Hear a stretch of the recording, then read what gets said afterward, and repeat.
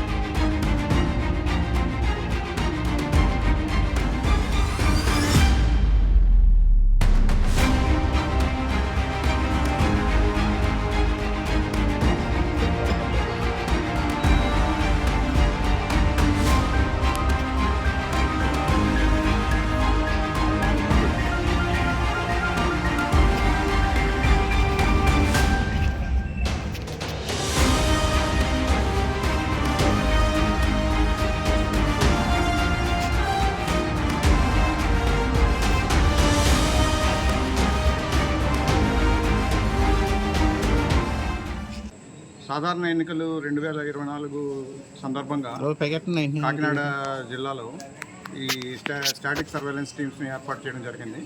దానిలో భాగంగా Indrapalem ideal college దగ్గర static surveillance team route watch చేస్తుండగా, అంటే వెహికల్స్ అన్ని చెక్ చేస్తుండగా వాళ్ళకి ఒక వెహికల్ అనుమానాస్పదంగా రావడం గమనించారు. దానిలో వాళ్ళు చూస్తే దానిలో మద్యం బాటిల్స్ ఇవి ఉన్నాయి, మద్యం పెట్టెలు ఉన్నాయి.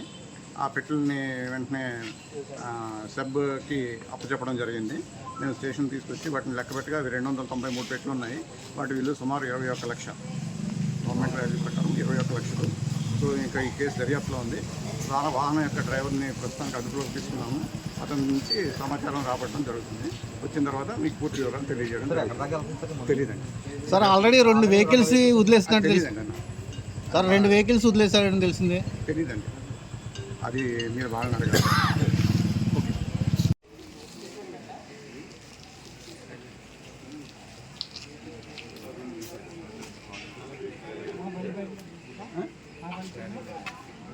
కూడా